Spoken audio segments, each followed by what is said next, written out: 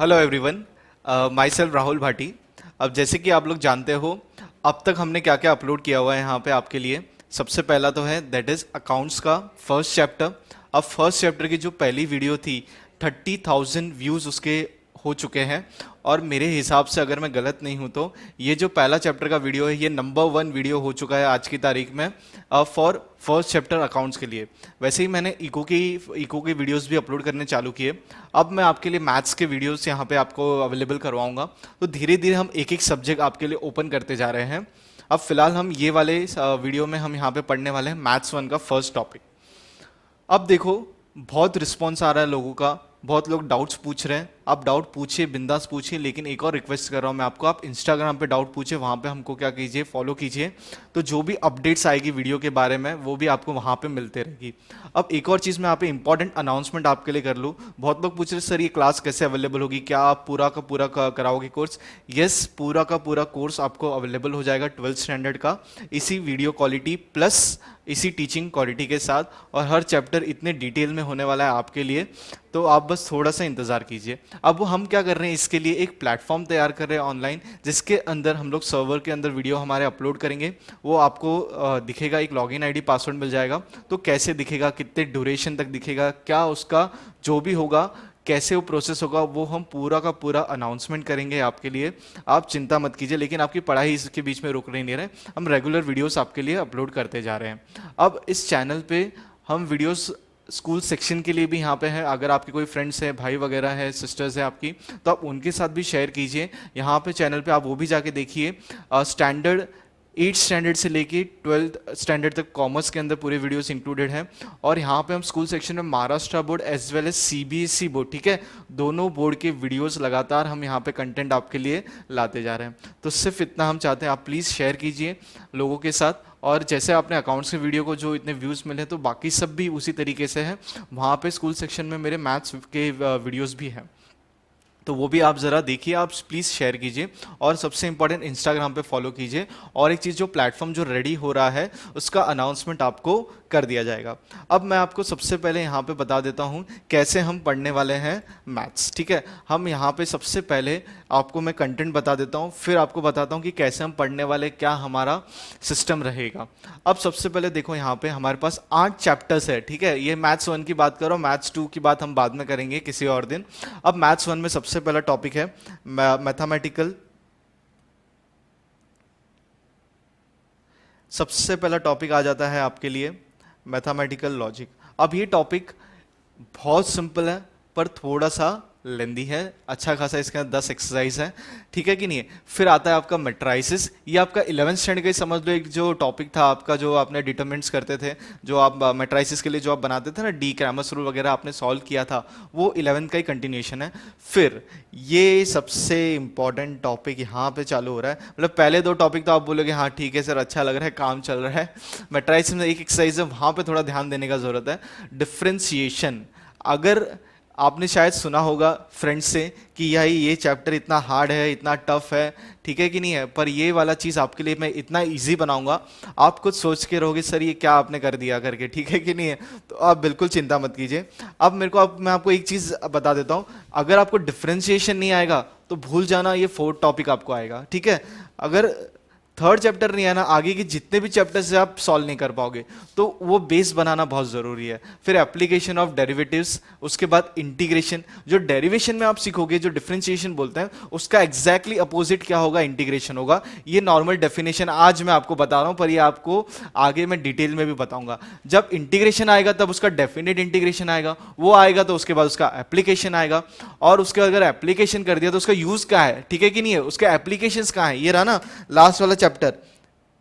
अब देखो, जब आप डिफरेंशिएशन पढ़ोगे तो उसका एप्लीकेशंस भी आपको पता होना चाहिए।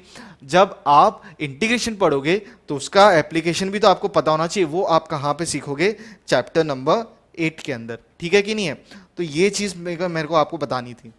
अब ये चैप्टर हम यहाँ पे इसको इस तरीके से बांटते हैं 3 पार्ट में। पहला पार्ट है आपके पहले 2 चैप्टर्स, ठीक है। इसके अंदर मैथमेटिकल लॉजिक और मैट्रिसेस कवर होगा। फिर आपके लिए मैं बांटता हूं, that is differentiation and application of derivatives. ठीक है कि नहीं है, वन तो हट जाएगा बाद में। फिर integration, definite integration, application of definite integration, differentiation equation and application, ये पूरा का पूरा आपके लिए थर्ड पार्ट है। मतलब ये वाला पार्ट आपके लिए हो गया नंबर 1, ठीक है। फिर ये 2 चैप्टर्स हो गए आपके लिए नंबर 2 पार्ट। फिर ये आपके लिए हो गया नंबर 3। तो ये 3 पार्ट के अंदर हम यहाँ पे पढ़ाई करने वाले हैं हमारी। तो सबसे पहले हम पहले पार्ट की शुरुआत करते हैं, that is mathematical logic and matrices. अब एक क्वेश्चन आएगा, सब पेपर पैटर्न क्या है, कौन से चैप्टर्स कितने मार्क्स के लिए। इसके लिए मैं आपको अलग से आपके लिए मैं से वो स्पेसिफिकली उसी चीज़ के लिए मैं आपके लिए एक वीडियो बना के आपको मैं अवेलेबल करवा दूंगा। तो फिलहाल उस पर हम जाते नहीं है। सबसे पहला टॉपिक लेते हैं मैथमेटिकल लॉजिक, ठीक है कि नहीं है। यहाँ पे थोड़ा सा आपको इंग्लिश पढ़ना पड़ेगा, तो उसके बारे में ज़रा सा ध्यान देंगे। और बोलेंगे और एक क्वेश्चन था सर ये नोट्स अवेलेबल होंगे कि नहीं। यस, आपको ये वाले नोट्स अवेलेबल हो जाएंगे, पर फिलहाल टाइमिंग के लिए आपको हाथ से लिखना पड़ेगा, ठीक है कि नहीं है। बाद में बुक पूरे के पूरे नोट्स आपको कोरियर के थ्रू आपको मिल जाएंगे। तो फिलहाल आपको तो ये लिखना पड़ेगा, इतना ज़रा ध्यान देना। डेफिनेशन ऑफ मैथमेटिक्स, मतलब ये टॉपिक मैं चालू करूँ, मैथमेटिक्स का डेफिनेशन नहीं दे रहा हूँ मैं, ये जो मैथमेटिकल लॉजिक है ना, इसमें से यहाँ पे क्या मीनिंग हो रहा है और यहाँ पे लॉजिक का यहाँ पे मैंने ब्रेकअप किया हुआ है। Mathematics is an exact science. भाई क्या है ये, exact. Mathematics an exact science. भाई यहाँ पे कुछ भी तोल मोल चलने वाला नहीं है, 19-20 भाई सर चला लो ना काम हो जाएगा, नहीं भाई, एग्जैक्ट जो आंसर आना चाहिए वही आना चाहिए। Every statement must be precise, मतलब जो भी डायरेक्शन देने हैं दैट शुड बी प्रिसाइज। आज आपको पता है कि लेक्चर कौन सा है, मैथ्स 1, मैंने आपको प्रिसाइज डायरेक्शन डेरिवेशन क्या बोलते हैं, सॉरी डेरिवेशन ही घूम रहा है दिमाग में, आपको वो भी पढ़ाना है ना, क्या बोल रहा हूँ, प्रिसाइज डायरेक्शन देना है आपको। ये आज हम पढ़ने वाले हैं मैथ्स 1, ऐसे तो बोला नहीं, आज हम पढ़ने वाले मैथ्स। वापस से डाउट सर कौन सा मैथ्स, मैथ्स 1 की maths 2, specific direction, precise statement. तो कभी भी आप बात करो it should be precise. Next, there has to be proper reasoning in every mathematical proof. तो क्या होना चाहिए, प्रॉपर रीजनिंग, बराबर है कि नहीं है। क्या आप बताना चाह रहे हो, क्यों बताना चाह रहे हो, ये आपने कैसे सॉल्व किया, भाई ये पहला वाला स्टेप, ठीक है, सेकंड स्टेप के रिलेशन में ही होने वाला है, अदरवाइज आपका वो सेंस ही नहीं बनेगा, आप कुछ भी करते रहोगे, कुछ बोलोगे सर हमारा आंसर आना चाहिए, नहीं, it has to be proper relation with previous step, ठीक है कि नहीं है। तो ये चीज यहां पे आपको ध्यान रखनी है। नेक्स्ट हम पढ़ रहे हैं लॉजिक। अब ये जो चीज है, अब एक चीज जरा ध्यान रखना, लॉजिक मैं ट्राई करूंगा डेवलप करने के लिए कुछ तो होना चाहिए, इनबिल्ड होना चाहिए, ठीक, कॉमन सेंस। जैसे हम बोलते हैं ठीक है आपको पढ़ना है, ठीक है, आपने कहाँ से, बहुत सारे सोर्सेस अवेलेबल है, बुक है आपके पास कॉलेज है, आपके पास क्लासेस है, और ये तीसरा मीडियम तैयार हो रहा है, ठीक है कि नहीं है। तो ये वाला मतलब भाई दुनिया भर का भंडार पड़ा हुआ है, बस पढ़ने की देरी है, क्लियर है कि नहीं, कहाँ से भी पढ़ो भाई, कोई दिक्कत नहीं है, पर दुनिया भर का भंडार तो अवेलेबल है, हाँ कि ना। अब जो कॉमन सेंस है उसकी दुकान किधर भी नहीं है भैया, ठीक है। गए दुकान में, जैसे सर दुख रहा है, गए मेडिकल शॉप में एक दवाई ले ली, ठीक है, गोली, उसके बाद उसको खा लिया, काम हो गया। अब ये कॉमन सेंस की दुकान भाई किधर भी खुली हुई नहीं है, ये गए 100 ग्राम कॉमन सेंस ले लिया, अब उसका क्या बोलते हैं यूनिट्स भी पता नहीं है, लीटर में मिलने वाला है कि ग्राम में मिलने वाला है, ठीक है कि नहीं है। तो वो चीज आप लेके आ गए, बराबर है, दिन में 3 बार खाना है, दिन में 3 बार खाने के बाद आपको वो चीजें लेनी है, जो भी आप लेके आ गए 100-100 ग्राम ले लो, आपका काम 300 ग्राम आपने कॉमन सेंस कंज्यूम कर लिया। तो कॉमन सेंस हर महीने 300 ग्राम आपको लेना है, ठीक है, उसका डोज आपको मिल गया। क्या ऐसी किधर दुकान अवेलेबल है क्या, बिल्कुल भी नहीं। तो ये टाइम के साथ डेवलप होता है। तो ये जो लॉजिक है आपको अपने सेंस में डेवलप करना है। तो इसी के लिए मैं इको में बोलता हूँ भाई लॉजिक से चलो, अकाउंट्स में लॉजिक से चलो, मैथ्स में भी लॉजिक से चलो। भाई यहाँ पे तो चैप्टर ही आ गया, देखो भगवान मेरी कितनी सुनता है, ठीक है। तो लॉजिक तो आपको बनाए है चलना है, तो वो ग्रेजुअली धीरे धीरे डेवलप होगा, ठीक है, कहाँ पे वो मिलने वाला नहीं है शॉप पे। अब पढ़ते हैं लॉजिक क्या है। Proper reasoning involve logic. आप क्या करोगे, प्रॉपर रीजनिंग, ठीक है, आप किसी को कन्वे करना है, ठीक है। मैं भी क्या कर रहा हूं, आपको पढ़ाई, आपका ये जो चैप्टर है आपको कन्विंस कर रहा हूं कि यस यही चीज है, इस तरीके से ही आपको पढ़ना है। और आप खुद बोलो, जबरदस्ती तो मैं बोल नहीं पाऊंगा भाई हाँ बोलो सही पढ़ा है, सही पढ़ा है, नहीं, ठीक है कि नहीं है। आप जब तक सेटिस्फाइड नहीं हो तब तक आपको डाउट पूछना है, कोई दिक्कत ही नहीं उसके अंदर, ये आपका हक है और मेरा हक है आपसे काम करवा के लेने का। मैं जो भी होमवर्क दूंगा आपको वो करके रखना है, ठीक है कि नहीं है। अब next, logic related to mathematics has been develop over last 100 years. तो ये कितना टाइम लग गया भाई, 100 साल लग गए हैं। तो इनको भी देखो बनने में भी 100 साल लग गए, तो समझने में 100 साल मत ले लेना, तो अगला जन्म लेना पड़ेगा। तो जितना जल्दी समझोगे उतना अच्छा है। The axiomatic approach to logic was first propounded by English philosopher mathematician George Boole, ठीक है। Hence it is known as Boolean logic और मैथमेटिकल लॉजिक और सिंबॉलिक लॉजिक। ठीक है, अब इसके अंदर तो नाम था, किसने दिया, क्यों उसको बोलते हैं, वो इतना लेना देना नहीं है। The word logic is derived from the Greek word logos which means reason. ठीक है, अब आप यहाँ पे रीजंस की पढ़ाई करने वाले हो, ठीक है कि नहीं है, वो वाले रीजंस नहीं, सुबह उठ के पढ़ना है, ठीक है, नींद आ रही है, वो सब रीजंस यहाँ पे चाहिए नहीं। हमको अभी ये करना है, 5 मिनट मोबाइल में गेम खेल लेते हैं, 5 मिनट ये वीडियो देख लेते हैं, उसके बाद पढ़ाई करेंगे, तो ये सब रीजन नहीं है भाई। लॉजिकली रीजंस, लॉजिकल रीजंस आपको देना है, ठीक है कि नहीं है। तो logic deals with the method of reasoning. Logic deal किससे कर रहा है, मेथड ऑफ रीजनिंग, यही हम यहाँ पे पढ़ने वाले हैं। अब आप बोलोगे सर यहाँ पे इतना ही इंग्लिश और आगे अभी तो आएगा, शुरू भी नहीं हुआ है, ये यहाँ पे कहाँ पे यूज होता है मैं आपको थोड़ी देर में बताऊंगा, ये कंप्लीट हो जाने दो। The study of logic helps in increasing one's ability of systematic and logical reasoning and develop the skills of understanding validity of a statement.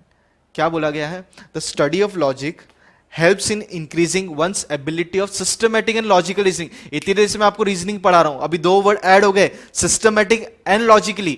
अब मैं बोलता हूं पूरा का पूरा मैथ्स बराबर है, हम लोग 1 हफ्ते में खत्म कर देंगे, बराबर है। आपका जवाब आना चाहिए क्या, यस सर। अगर आपका ये जवाब है गलत, अरे कैसे कंप्लीट करोगे भाई, इतना बड़ा बुक है, आपका जवाब आना चाहिए, अरे पागल इंसान है क्या, 7 दिन के अंदर कैसे पूरा का पूरा बुक पढ़ा देगा, बराबर है कि नहीं। ये सिस्टमेटिक लॉजिकल रीजनिंग हुआ कि ये पॉसिबल नहीं है। यस पॉसिबल, मैं इसको करवाऊंगा, कब करवाऊंगा भाई, रिवीजन लेक्चर में, ठीक है कि नहीं। जो टाइम लगना है चैप्टर पढ़ने में वो तो लगना ही है, फिर आप प्रैक्टिस करोगे, टेस्ट दोगे, क्लियर है कि नहीं है। उसके बाद 7 दिन में मैं आपको रिवीजन करा सकता हूं, क्लियर है। कुछ मतलब हर एक टाइप के 1-1 2-2 सम हम सॉल्व करेंगे, वो एक सेक्शन जो होगा हमारा वो एंड में होने वाला है, एग्जाम नजदीक आएंगे तभी, क्लियर है। पर आज पूरा का पूरा बुक मैं आपको 7 दिन में खत्म नहीं कर सकता, लेकिन मैं आपको बोल रहा हूं हम ये चैप्टर 7 दिन में पढ़ाई करेंगे, आप भी मेरे साथ। ये सर पॉसिबल है क्या, नहीं। तो आपको सोचना है सिस्टमेटिकली लॉजिकली, ये पॉसिबल नहीं है, पॉसिबल होगा रिवीजन लेक्चर में पॉसिबल होगा। समझ रहे हो मैं क्या बोलना चाह रहा हूं। तो ये एबिलिटी आपको डेवलप करनी है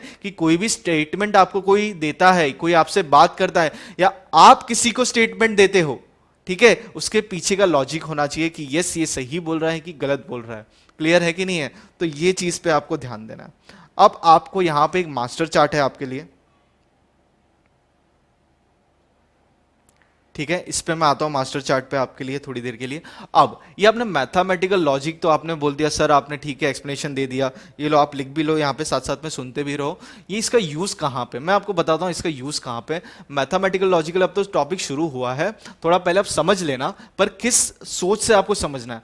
आपको एक चीज ध्यान दो, आप कंप्यूटर पे आप कुछ भी करते हो, आप टाइप करते हो, क्लियर है कि नहीं है। तो उधर क्या होता है, कंप्यूटर हमारी भाषा समझता नहीं है, ठीक है। मैं जो भी बात कर रहा हूं आप समझ सकते हो, ठीक है। आप जो मीडियम से मुझे देख रहे हो, मोबाइल से या लैपटॉप से, क्या वो मेरी बातें समझ सकता है क्या, नहीं समझ सकता है, क्लियर है। आप जो भी काम कर रहे हो कंप्यूटर में, आप कुछ टाइप करते हो, क्लियर है, या कभी कोई वेबसाइट पे आप जाते हो, वहां पे लॉगिन करते हो, वहां पे आपको पूछता है डेट ऑफ बर्थ, क्लियर है कि नहीं, आप अपनी डेट ऑफ बर्थ वहां पे लिख देते हो। अब मेरे को एक चीज बताओ, क्या डेट ऑफ बर्थ 35 किसी का डेट हो सकता है, नहीं हो सकता है। तो आपको जो ड्रॉप डाउन का ऑप्शन मिलता है वो मिलता है 30 या तो 31 तक मिलता है, क्लियर है कि नहीं है।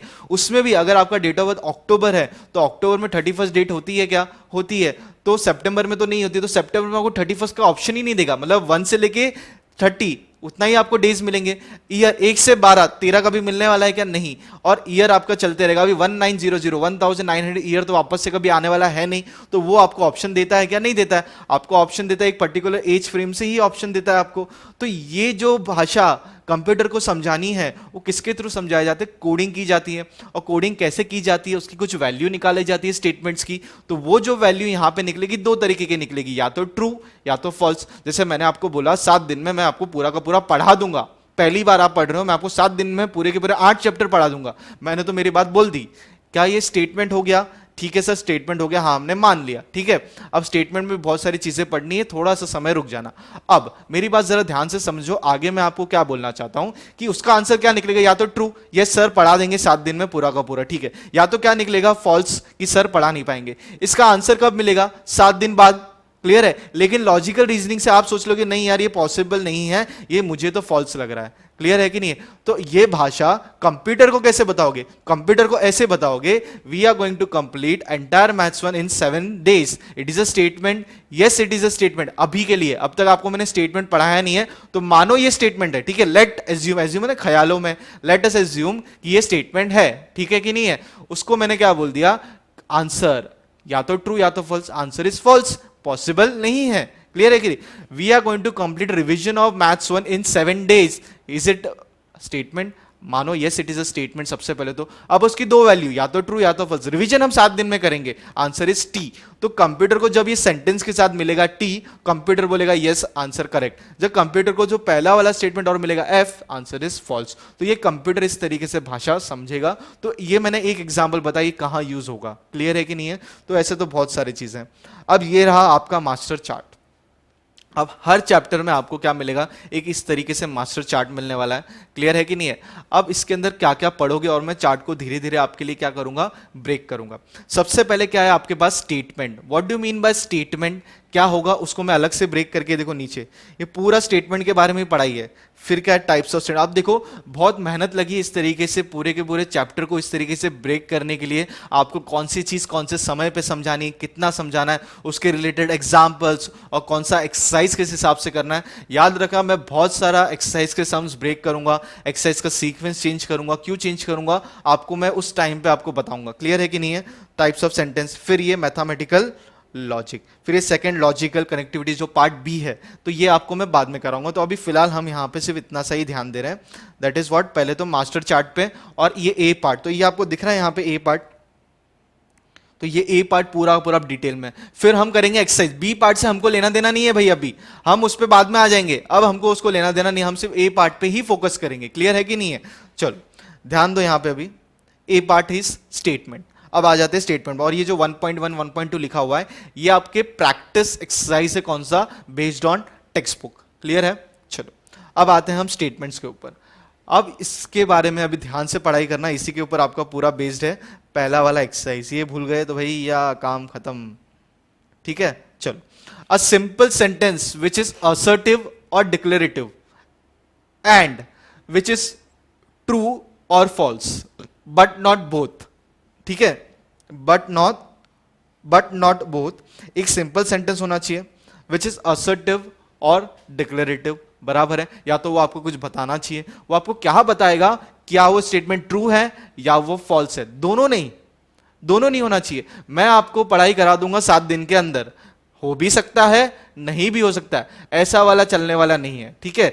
उसका आंसर अगर ट्रू है, यस मैं आपको पढ़ा दूंगा आंसर इज ट्रू, या तो आंसर इज फॉल्स। ठीक है? तो चलेगा। ठीक है?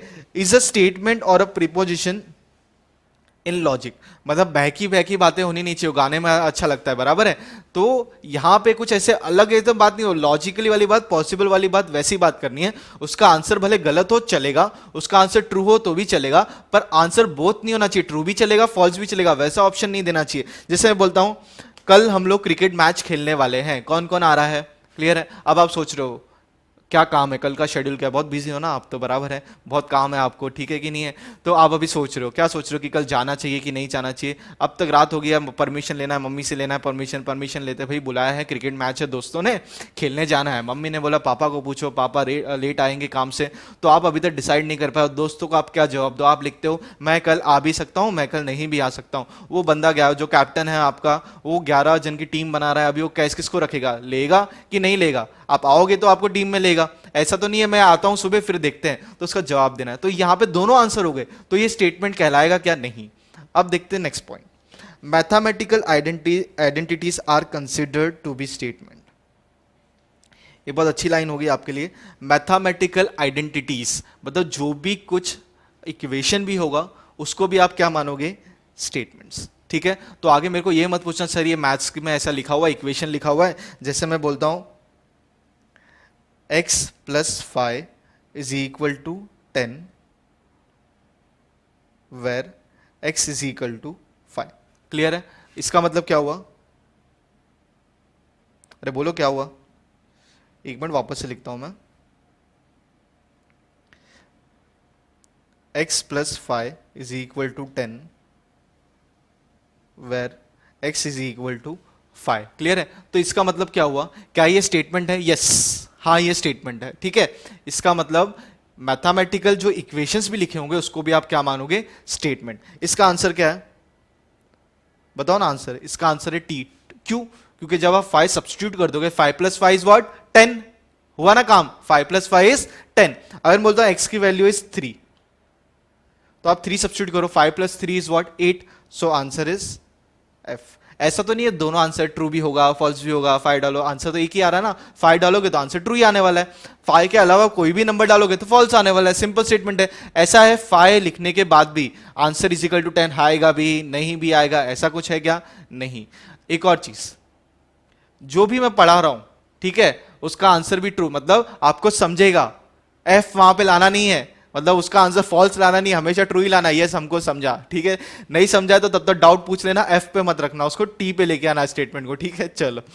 A statement is denoted by P Q R etcetera. तो ये जो स्टेटमेंट है ना, इसका नामकरण करना है। तो इसका नामकरण कैसा होगा? या तो पी, या तो क्यू, या तो आर, और इस तरीके से इजिकल टू जो भी स्टेटमेंट होगा लिखा होगा। सब नहीं होगा भाई, एक चीज होगी, या तो पी, या तो क्यू, या तो आर। ठीक है कि नहीं है? Next, statement which are incomplete और imperative. Statement which are incomplete और इंपरेटिव और इंट्रोगेटिव और एक्सक्लेमेटरी और सजेस्टिव आर नॉट स्टेटमेंट। कुछ समझा? बराबर है, समझने की भी जरूरत नहीं है, उसके लिए एक अलग से यहां पे चार्ट बनाया हुआ है। ठीक है, चलो ध्यान दो यहां पे। असर्टिव सेंटेंस और डिक्लेरेटिव सेंटेंस, ये देखो यहां पे स्टार्टिंग में आपके डेफिनेशन में था स्टेटमेंट के, ये रहा ना। असर्टिव और डिक्लेरेटिव सेंटेंस क्या होता है हम जरा समझते हैं यहां पे। असर्टिव और declarative, a sentence which is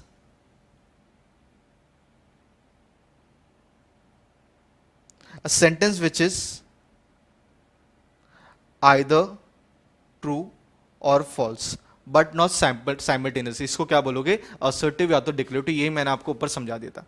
अब जरा एक एक चीज देखते हैं। Example, every rectangle is a square. Square के लिए क्या था? चारों साइड से इक्वल होने चाहिए। तो एवरी रेक्टेंगल, जितने भी रेक्टेंगल है सबको सबको स्क्वायर बोल दो। क्या ये आंसर सही है? क्या आंसर इज फॉल्स। ठीक है कि नहीं है? ये फॉल्स है।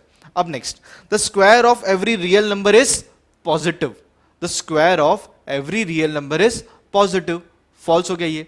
अब एक चीज आप बोलोगे, सर रियल नंबर्स क्या होते हैं हमको नहीं पता, नेचुरल नंबर्स क्या होते हैं हमको नहीं पता। कोई दिक्कत नहीं है, ये मेरा एक्सप्लेनेशन हो जाने दो। इसके बाद आपके लिए मैं नंबर सिस्टम भी आपको एक्सप्लेन कर दूंगा। क्लियर है? उसके बिना हम आगे सम्स पे बढ़ नहीं सकते। फिलहाल के लिए अगर आपको पता है तो अच्छी बात है, नहीं तो पूरा एक नंबर सिस्टम का एक और चार्ट बनाया हुआ है, वो भी आपको अवेलेबल हो जाएगा। ये जो खत्म होगा मेरा एक्सप्लेनेशन, उसके बाद तुरंत वो चीज़ आपको करनी है। Next, every natural number is a real number. ठीक है कि नहीं है? जितने भी नेचुरल नंबर्स हैं वो रियल नंबर है, क्योंकि रियल नंबर का डेफिनेशन ही है all numbers including rational and irrational numbers, सबको मिलाओगे क्या बोलोगे? Real number. तो ये हो गया आपका every natural number is a real number. Answer is true. ठीक है, अब उसके पहले क्या बनना चाहिए? वो एक सेंटेंस बनना चाहिए। क्या बनना चाहिए? सेंटेंस। आप सेंटेंस कब बोलोगे इसी चीज को? यही मैंने आपको ऊपर बताया था।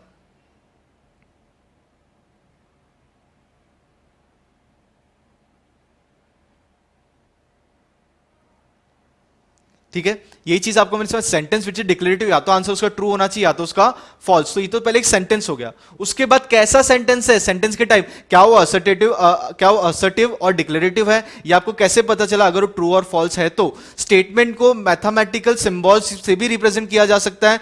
ठीक है कि नहीं है? मतलब मैथमेटिकल आइडेंटिटीज है, उसको भी आप स्टेटमेंट बोलोगे। तो ये सब स्टेटमेंट की कैटेगरी में आते हैं। ठीक है कि नहीं है? अब कौन से स्टेटमेंट की कैटेगरी में नहीं आते हैं वो जरा पढ़ते हैं। इंट्रोगेटिव सेंटेंस है तो पहले सेंटेंस, ठीक है कि नहीं है? फिर उसके बाद क्या वो आपका ट्रू और फॉल्स में, असर्टिव सेंटेंस में, डिक्लेरेटिव में बैठेगा कि नहीं बैठेगा, वो हमको देखना है। A sentence in question form, देखो कितने अच्छे तरीके से यहां पे बोला गया, सेंटेंस इन क्वेश्चन फॉर्म।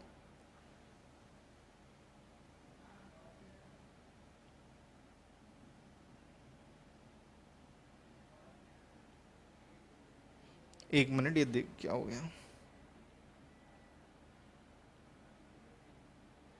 ठीक है, statement in question form.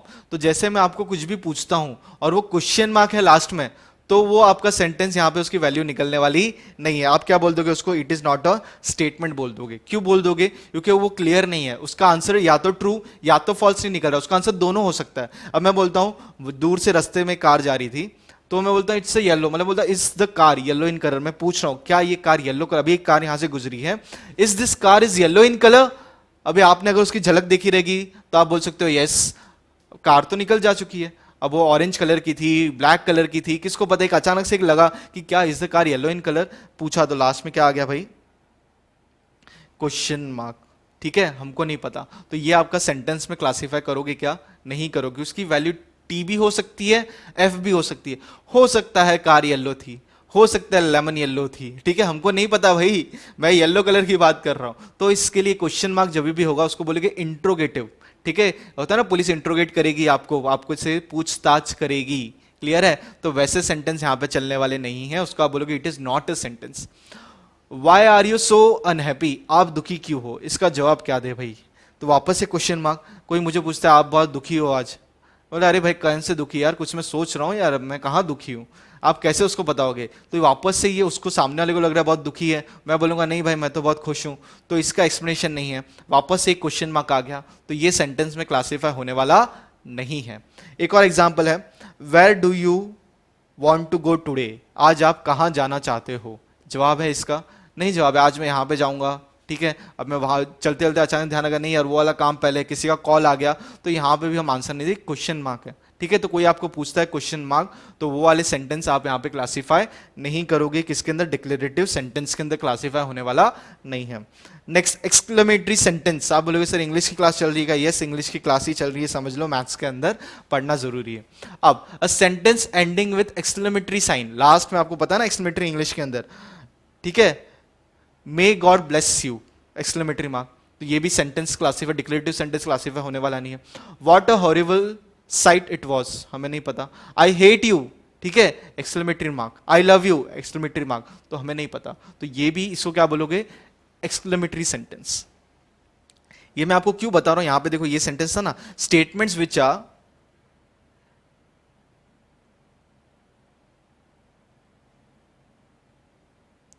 Statement which are, चल क्यों नहीं रहा है ये, एक मिनट।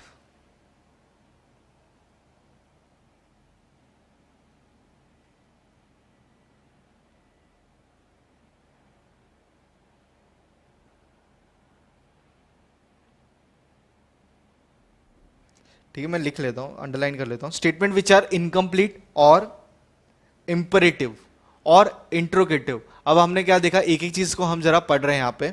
अब देखो आपने पढ़ा इंट्रोगेटिव मतलब क्वेश्चन मार्क वाला, एक्सक्लेमेटरी मतलब ये वाला, क्या वो सजेशन दे रहा है? तो दो सेंटेंस अपने पढ़े, दे आर नॉट स्टेटमेंट, उसको आप स्टेटमेंट में क्लासिफाई करने वाले नहीं हो। यहां पे आ गया ना स्टेटमेंट किसको बोलोगे? ओनली असर्टिव और डिक्लेरेटिव सेंटेंस को ही बोलोगे। उसके अलावा जो भी हो, इंट्रोगेटिव सेंटेंस हो, क्वेश्चन मार्क वाले नहीं चलेंगे, एक्सक्लेमेटरी मार्क वाले नहीं चलेंगे। अब इंपरेटिव पढ़ते हैं, sentence in form of command और रिक्वेस्ट, कोई आपको कमांड कर रहा है, कोई आपको रिक्वेस्ट कर रहा है, वो भी आप क्लासीफाई नहीं करोगे, क्योंकि उसका आंसर भी टी और एफ निकलेगा। प्लीज कम हियर, मैं बोलता हूं यहां पे आ जाइए, हो सकता है आप आओगे सुन के, हो सकता है अनसुना करके आप निकल जाओगे। Do not come inside the room, जब कोई बोलता है ना ये काम नहीं करना है, आप तो उसको पहले करोगे। Do not come inside the room, पहले अरे भाई ये अंदर क्या कर रहा है, ऐसा सोना चांदी काट रहेगा, दीवारों पे देखते हैं, बराबर है। फिर भी तो आ भी सकते हो, नहीं भी मतलब क्वेश्चन दो हो गया ना, ठीक है कि नहीं है, कि होगा भी नहीं भी होगा, तो वैसे कोई भी तरीके हो सेंटेंस को क्लासीफाई नहीं होगा। Remember me when we are parted, जब हम अलग हो जाएंगे मुझे याद रखना, ठीक है, 12वीं के बाद भी मुझे याद रखना। आगे भी हम और सेक्शन के लिए भी पढ़ाना, एडवर्टीजमेंट जरूरी है ना थोड़ा सा, बीकॉम एंट्रेंस एग्जाम के लिए भी आपके लिए वीडियोस आते आएंगे धीरे धीरे, ठीक है कि नहीं है, तभी भी हमें याद रखना। Remember when we complete 12th standard also, ठीक है। इंपरेटिव सेंटेंस आपके ऊपर है, क्लियर है कि नहीं है। इंपरेटिव ये क्या दे रहा है? रिक्वेस्ट, एक कमांड, ठीक है, तो मैं तो आपको रिक्वेस्ट ही कर सकता हूं, क्लियर है कि नहीं। तो कमांड और रिक्वेस्ट कोई भी इस तरीके से सेंटेंस होते हैं, उसको भी आप स्टेटमेंट नहीं बोलोगे, क्लियर है। ये रहा स्टेटमेंट ही आप पढ़ाई कर रहे हो।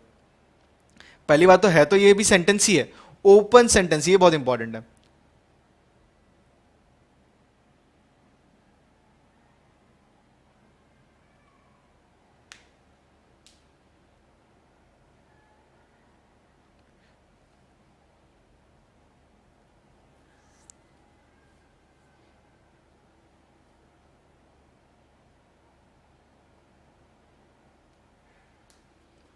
टेंशन मतलब लास्ट में जितना भी हुआ है ना अभी वो हम पूरा रिवाइज भी करेंगे. A open sentence is a state sentence. Open sentence is a sentence whose truth can vary according to some conditions which are not stated in the statement. मतलब which can vary according to some condition. उसका truth, किसका truth भाई? Sentence का truth किसी ना किसी condition की वजह से चेंज हो सकता है. ठीक है, जैसे कि it is blue in colour. ठीक है, तो सेंटेंस क्या होगा? ब्लू इन, ये सेंटेंस एक और है, द सेंटेंस बिगिन विथ ही और शी. मैक्सिमम टाइम हो सकता है ही और शी से स्टार्ट हो. ठीक है कि नहीं? पहला जैसे एग्जांपल बोल लो, he is a bad person, तो मैं बोलता हूँ भाई वो इंसान अच्छा नहीं है, तो मेरे लिए हुआ ना. जरूरी है आपके लिए, आपने अब तो वो इंसान से डील ही नहीं किया, वो मेरे लिए, मेरे को उससे कुछ इश्यूज हो गए होंगे, हो सकता है वो सॉल्व भी हो जाए. इसका लिए ये तो नहीं आज के लिए मैं बोल रहा हूँ इंसान, तो आप उसको मानोगे कि ये ओपन सेंटेंस है. आप बोलोगे नहीं भाई वो मेरा दोस्त है, तुम्हारा भी दोस्त है, बराबर है, म्यूचुअल फ्रेंड है. नहीं भाई मेरे साथ तो कुछ हुआ नहीं है वैसा, सब कुछ सही है. It is blue in colour. मैं कोई सामान बोलता हूँ ये ब्लू कलर का है, आपको बोलोगे नहीं यार ये वैसा ब्लू नहीं है वैसा है, तो ये ओपन सेंटेंस है. ठीक है, ये कौन सा बेबी पिंक, पिंक के 10 नाम हो जाएंगे. क्लियर है कि नहीं है?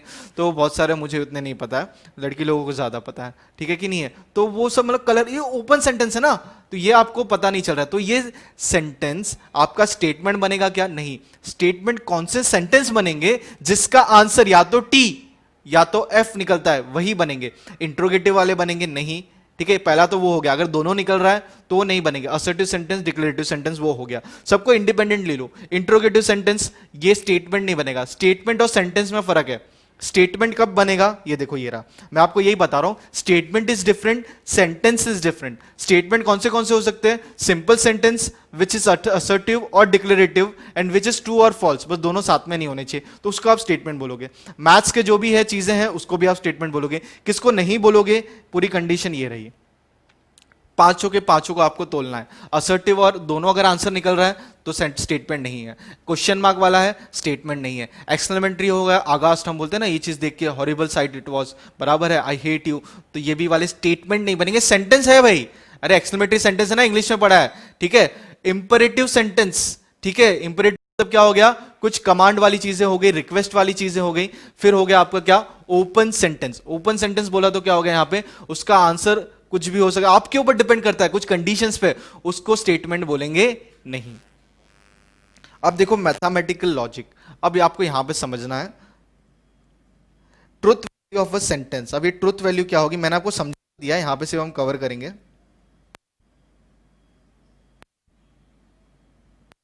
Truth value of a statement पढ़ते हैं जरा, ये सिर्फ का इंट्रो है. ठीक है,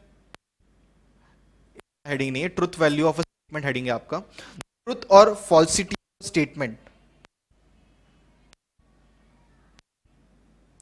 ट्रुथ और फॉल्सिटी, तो आंसर उसका ट्रुथ रहा है, दैट इज टी. या आंसर उसका निकल रहा है falsity of a statement. Statement classify करोगे स्टेटमेंट है कि नहीं, वो स्टेटमेंट है, आप क्लासिफाई कर लिया.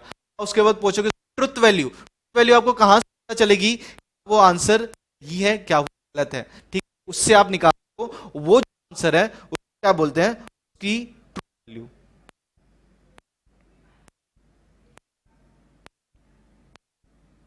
क्या बोलोगे? True value. When a statement is true, truth value बड़ा सिंबल में कहोगे टी, मैंने बताया था. अब उसको आपको समझा रहा हूं. व्हेन अ स्टेटमेंट फॉल्स, वो स्टेटमेंट है भाई हम में पूरा बुक खत्म करेंगे, फॉल्स, तो उसका ट्रुथ वैल्यू क्या बनेगा? उसको डिनोट करोगे कैपिटल लेटर से एम, कि नहीं है? इसी के साथ हमने क्या किया यहाँ पे, मैथमेटिकल लॉजिक आपको मैंने यहाँ करवाया. इसके बाद आपको मैं नंबर सिस्टम, वो आप देख रहे हो, आपको नंबर सिस्टम भी पता चल जाए. उसके एक्सरसाइज 1.1 हम कर देंगे, छोटा सा कर लेते हैं. तो आपके लिए एक इंट्रोडक्शन, ये आप जरा याद रख लें. उसके मास्टर, अब इस ये आपको खुद करना है पूरा. फर्स्ट पेज ए होना चाहिए, उसके अंदर स्टेट पहला ए, उसको मैंने किसको किसको जो स्टेटमेंट को आंसर सही है गलत का, लेकिन दोनों आंसर देते दोनों हो रही, दो हो रहा है, फिर वो गलत, उस स्टेटमेंट नहीं. तो सेंटेंस स्टेटमेंट बोलना ये मैं आपको बता रहा हूँ. मैथ्स का आइडेंटिटी है कुछ भी का सिंबल, मैथ्स का उसको भी आप बोलोगे, और उसको कैसे करोगे? Q R. किस किस को बोलोगे? पांच के जो है ना सेंटेंस नहीं बोल, कब नहीं बोल, अगर आंसर दोनों तो आप नहीं, interrogation mark, exclamatory, imperative, open sentence को मैंने डिटेल बोला हुआ है, कुछ भी सेटिस्फाई तो आप स्टेटमेंट बोलोगे, स्टेटमेंट बोलोगे, वो आपको बता दिया। अब लॉजिक, कोई सेंटेंस निकलता, अगर वैल्यू निकलता है तो वो ट्रू निकलेगा तो फॉल्स निकलेगा, आंसर ट्रू निकलेगा तो उसको वैल्यू ट्रू, अगर आंसर निकलता है फॉल्स तो उसका ट्रू फॉल्स, और डिनोट करोगे कैपिटल कैपिटल एस के साथ, ठीक नहीं है। अब इसके बाद नंबर सिस्टम करना है, उसको हम क्या करेंगे, करेंगे। ठीक है, अब हम लोग क्या पढ़ रहे हैं यहाँ पे, नंबर सिस्टम पढ़ रहे हैं। अब ये नंबर सिस्टम अलजेब्रा स्टार्टिंग में इससे ही इसका बेस बनने वाला है, तो नंबर की पढ़ाई आप बोलोगे सर आज हम लोग क्यों ये पढ़ रहे हैं, हमने तो मैथ्स तो बहुत पहले शुरू कर दिया था पढ़ना। अब देखो बहुत सारी चीज़ें होती पहले आपको, अब आप जब इंग्लिश पढ़ रहे थे आपको तो पहले लेटेस्ट सिखाया गया था ना, A for apple, B for ball, तो आपने वो क्यों पढ़ा। आप बोलोगे सर बाद में हमको वो बताया कि ये अल्फ़ाबेट बोलते हैं, 26 अल्फ़ाबेट्स होते हैं, ए जब आप पढ़ रहे थे तब तो आपको बताया नहीं गया था ना पूरा का पूरा। तो इस तरीका होता है, आपको क्या सब कुछ आपका एजुकेशन सिस्टम इस तरीके से ही डिवाइड किया गया है, तो हमको भी उसके हिसाब से ही बढ़ना पड़ेगा। अभी नंबर सिस्टम ये आज आप इस तरीके से सीख लो, आप कभी इसको भूल ना पाओ, और ये आपका बेस बनेगा आगे आने वाले स्टैंडर्ड्स के अंदर भी। तो ये कॉन्सेप्ट हम लोग नंबर सिस्टम कैसे इसको कवर करेंगे, आप 10 मिनट के अंदर इतने आप इसके अंदर माहिर हो जाओगे, सब कुछ आप नंबर देख के बता दो कि भाई ये क्या चल रहा है और कैसे चल रहा है। अब सबसे पहले देखो यहाँ पे मैंने चार्ट बना के रखा है आपको, तो अभी आपको कुछ भी लिखना नहीं है, पूरा एक्सप्लेनेशन हो जाने दो, मैं आपको सब चीज़ आपके लिए क्लियर रखूंगा, आराम से जूम करके आप इजीली लिख पाओगे। तो अब यहाँ पे देखो सबसे पहले नंबर सिस्टम के अंदर मैंने यहाँ पे बेसिकली इसको 6 पार्ट्स में डिवाइड किया गया। आप चाहो तो इसके और सब पार्ट्स भी बना सकते हो, कोई दिक्कत नहीं है, तो फिलहाल इसी के अंदर आपका सब कवर हो जाएगा। तो सबसे पहले देखो नेचुरल नंबर्स आ रहा है, क्या आ रहा है, नेचुरल नंबर्स। अब देखो नेचुरल नंबर्स क्या होते हैं, natural numbers are termed as counting numbers. आप जो नंबर्स यूज करते थे ना काउंटिंग में, 2+3, 2+4, या जो भी आप नंबर्स करते थे, 2 टर्म का डिवीजन कर लो, या 2 टर्म्स का मल्टीप्लिकेशन कर लो, या 2 टर्म का एडिशन कर लो, तो ये सब आप करते थे, तो इसका एक्चुअल नंबर्स यूज करते थे, तो उसको क्या बोल दिया गया, नेचुरल नंबर्स। और एक चीज ध्यान रखना, नेचुरल नंबर के अंदर नॉर्मली 1 से ये सीरीज स्टार्ट होती है। तो अगर मैं इसका एग्जाम्पल आपको देना चाहूँ, तो नेचुरल नंबर्स वो डिनोट होता है बाय कैपिटल N, तो N इज इक्वल टू, ठीक है, स्टार्ट कहां से होगा, नंबर 1, 1, 2, 3, 4, 5, और ये इन्फिनाइट चलते रहेगा, तो this is termed as natural numbers. अब नंबर सीरीज देखो, आप जब आपके घर पे भी आप चढ़ते हो तो क्या आप सीढ़ी का इस्तेमाल करते हो, तो फर्स्ट स्टेप लैडर आप करते हो ना, फर्स्ट, सेकंड, थर्ड, फोर्थ, तो आप कब आप लैडर पे फोर्थ पे पहुंच जाओगे, जब आपने फर्स्ट और सेकंड थर्ड पार किया तभी ना। तो ये जो सीरीज जो मैं आपको बता रहा हूं, आप कोई भी जंप नहीं करोगे। तो सबसे पहले देखो, तो इसी से हमारा याद करने का तरीका भी बनेगा। मैं मैथ्स में आपको कोई चीज फॉर्मूला रूप में 5-5 बार लिखना वैसे नहीं, सब चीज का लॉजिक है। आप किसी का नाम भूलते हो क्या कभी, आपको आपके जो स्कूल में जो भी बैच है आप नाम याद करते हो, 5-5 बार लिखते हो क्या, इसका नाम ये, इसका नाम ये, फोटो के जैसे याद करते हो क्या, ये एग्जाम पैटर्न बच चुका है कि याद करो और लिखो। तो ये सिस्टम से थोड़ा सा बाहर आ जाओ, आपके दिमाग में बहुत ताकत है, तो उसी का इस्तेमाल करते हैं। तो सबसे पहले हमने सीखा natural numbers, natural number normal, अरे नेचुरल नंबर को एक टर्म मैंने दे दिया नॉर्मल, नॉर्मल नंबर्स क्या हो गए, 1 2 3 4 चल रहा है ना, क्या दिक्कत है। अब देखो नेक्स्ट उसके बाद आता है होल नंबर। अभी होल के अंदर भी क्या आ रहा है, ओ होल, मुंह खुल रहा है ना पूरा का पूरा आपका, तो natural numbers with zero is termed as whole number. तो आपको क्या करना है यहाँ पे, और ये डिनोट किससे होता है, W से। तो अब यहाँ पे क्या लिखते हो नीचे एग्जाम्पल में, W ब्रैकेट 0 1 2 3 4, और इस तरीके से आपके कंटिन्यूस नंबर्स चलते रहेंगे। तो नेचुरल नंबर आपने सीखा, नेचुरल भाई नेचुरल चीज है, दैट इज 1 2 3 4, होल वो ओपन हुआ ना, ओ 0 0 आ गया, तो 0 1 2 3 4, तो नेचुरल नंबर हो गया, फिर क्या हो गया, होल नंबर। अब नेक्स्ट उसके बाद क्या आता है, इंटीजर्स। अब इंटीजर्स देखो क्या होता है, इंटीजर्स इंक्लूड होल नंबर।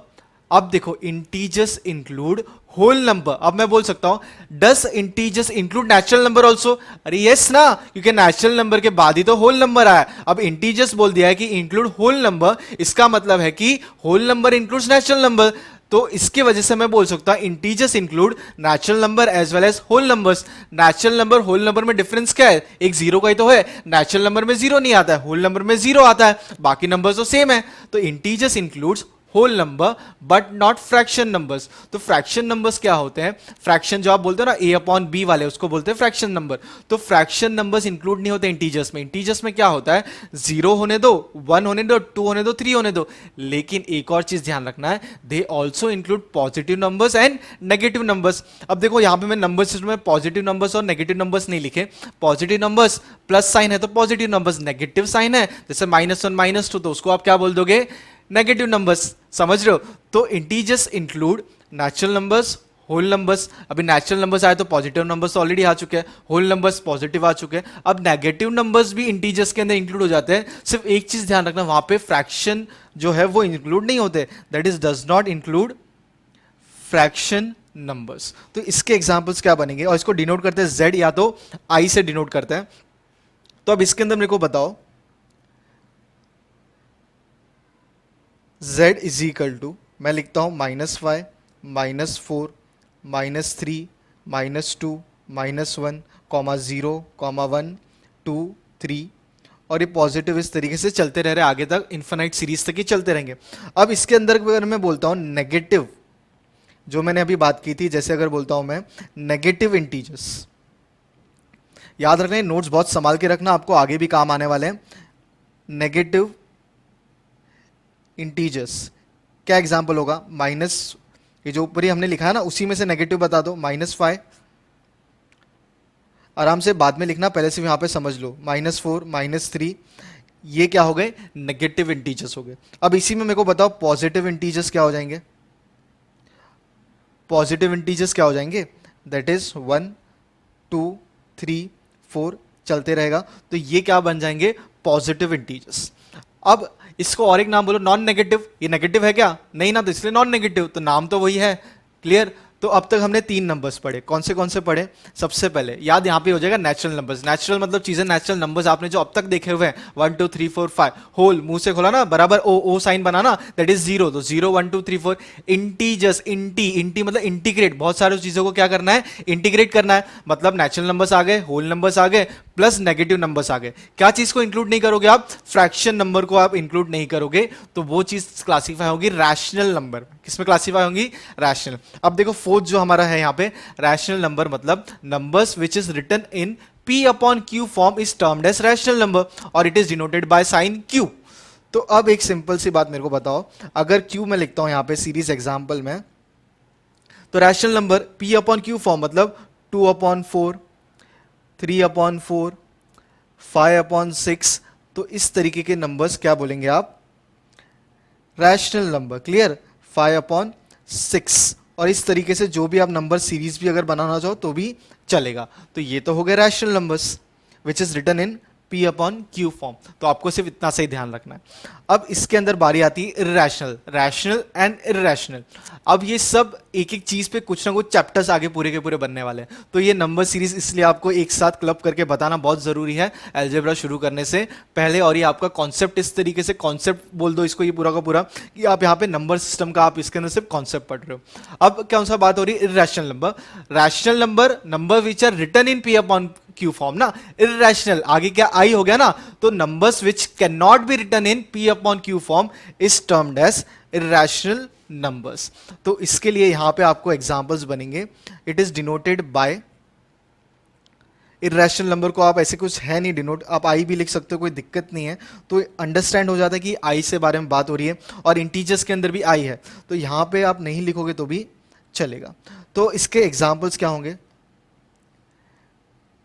√2, √3, √5, या पाई नंबर बोलो। Pi is an irrational number. तो पाई का कॉन्सेप्ट भी आगे कभी आएगा तो डिटेल में देख लेंगे, यहां पे इतना जरूरत नहीं है।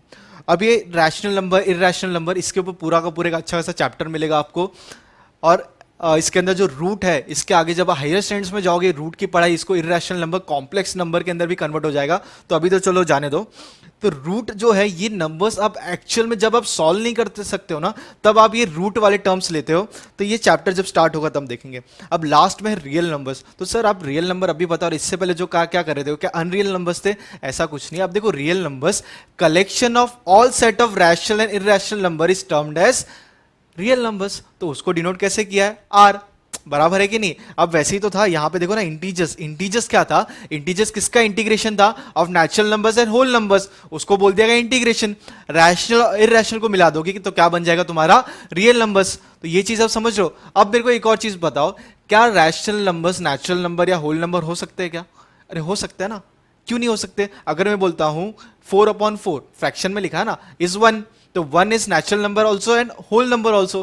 क्लियर है कि नहीं है? तो इररेशनल नंबर और रैशनल नंबर, ये कहां पे अगर आप इसको ऐड करोगे तो आपको क्या मिलना चाहिए? रियल नंबर मिलने चाहिए। तो रियल नंबर क्या है? Collection of all set of rational numbers and irrational number is termed as real numbers. तो अगर आपको इसको याद करना है तो देखो यहां पे याद हो गया। सबसे पहले नेचुरल नंबर्स, ठीक है, नेचुरल नंबर्स 1 2 3 4 नॉर्मल, होल 0 ना, तो 0 1 2 3 4। इंटीग्रेशन मतलब सॉरी इंटीजर्स, तो integration of natural numbers and whole numbers including negative numbers. उसके बाद rational, that is P upon Q form.